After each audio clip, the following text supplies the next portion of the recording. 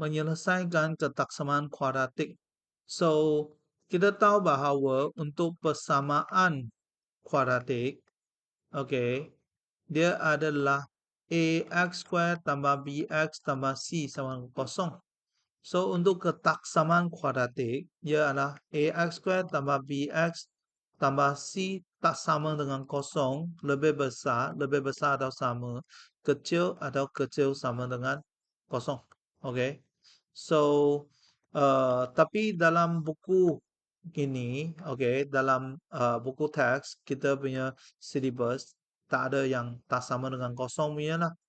So, dia adalah lebih besar atau sama dengan kecil sama dengan. So, untuk ketaksamaan kuadratik ini, kalau kita ada ax² tambah bx tambah c lebih besar daripada kosong, kita buatkan pemfaktoran. Saya ada x tolak alfa dengan x tolak beta lebih besar daripada kosong. So, dia punya critical value adalah x sama dengan alfa dengan x sama dengan beta. Okay. So, untuk macam ini punya, so kita ada root ialah alfa dengan beta. So, untuk yang lebih besar itu ialah dia punya garis yang atas punya. So, sini dengan sini, dia adalah x kecil daripada yang nilai yang kecil, ataupun x besar daripada nilai yang besar. So, besar-besar, kecil-kecil. Kecil daripada yang kecil punya nilai, besar daripada besar punya nilai. Okay.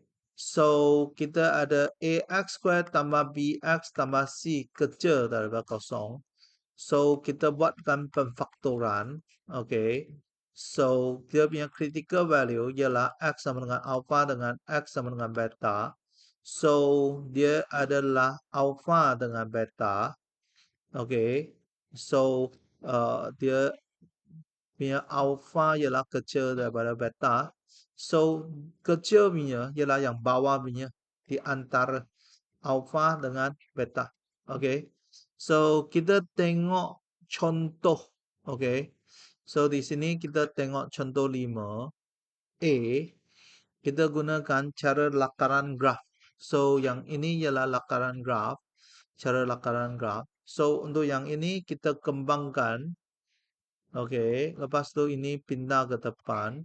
So, dia akan jadi 2x² tambah 8x tolak x tolak 4 tolak x tolak 4 lebih besar daripada kosong. 2x² tambah 6x tolak 8 lebih besar daripada kosong. X² tambah 3x tolak 4 lebih besar atau sama dengan kosong. So, di sini kita buat pemfaktoran. Lebih besar atau sama dengan kosong. X 1, 4 tambah 4 tolak 1. Critical value itu ialah X sama dengan 1 atau X sama dengan negatif 4. So, kita ada negatif 4 dengan 1 lebih besar punya ialah X kecil daripada negatif 4 ataupun X lebih besar atau sama dengan 1. So, kecil daripada kecil, besar daripada besar. Okay. Okay. So, seterusnya kita nak selesaikan dengan B. Caranya ialah garis nombor.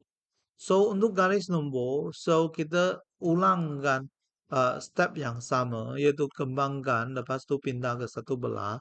So, kita dapat yang ini.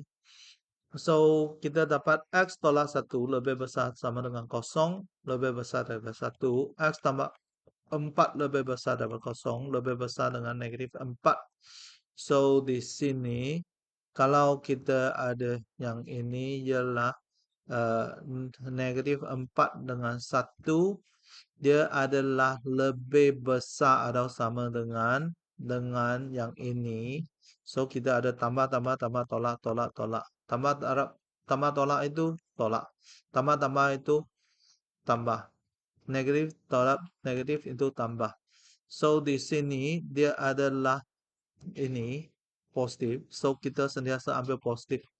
So, dia punya jawapan ialah X kecil atau sama dengan negatif 4 ataupun X lebih besar atau sama dengan 1.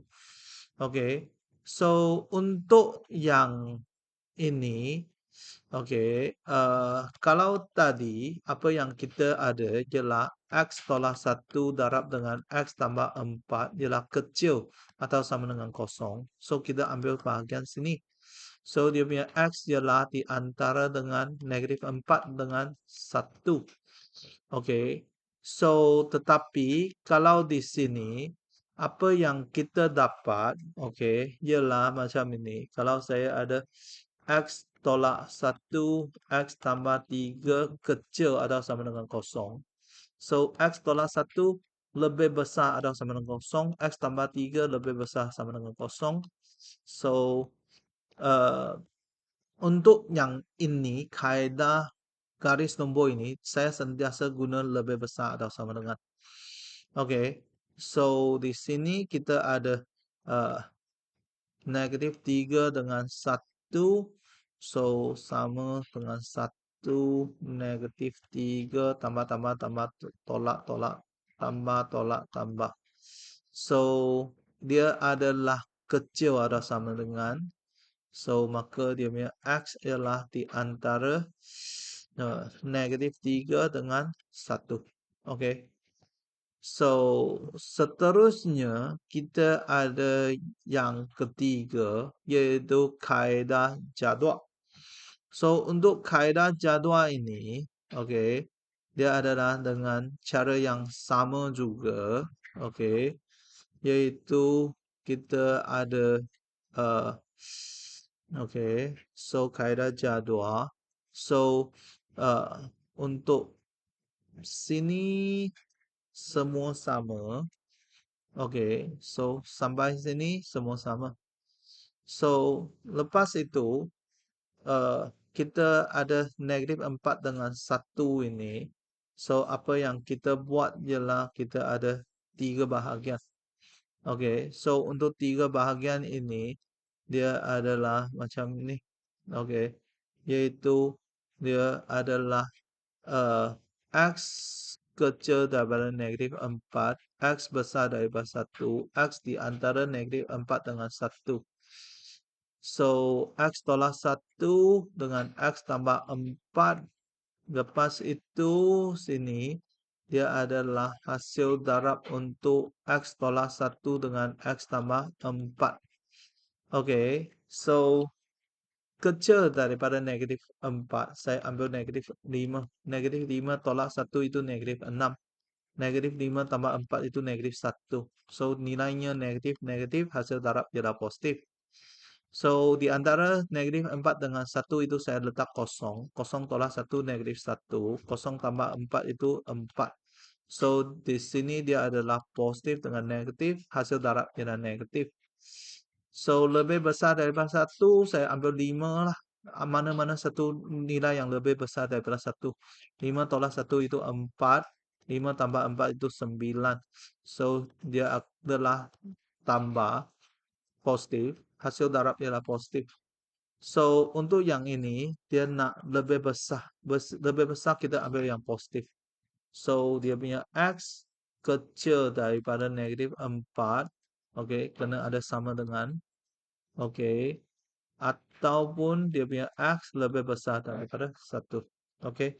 So, ini adalah 3 cara, iaitu kaedah lakaran graf, garis nombor dan jadual. Okey, so ketiga-tiga kaedah kita kena tahu. Okey, kerana untuk SPM, dia akan minta kita spesifik lah, selesaikan soalan dengan cara yang mana satu. Okey, so ketiga-tiga cara kita kena tahu. Okey, untuk SPM 2023 dengan 24, dia ada keluar soalan yang spesifik nak guna garis nombor dan spesifik kena guna jadual. Kalau you guna kaedah lakaran graf saja, tak dapat jawab.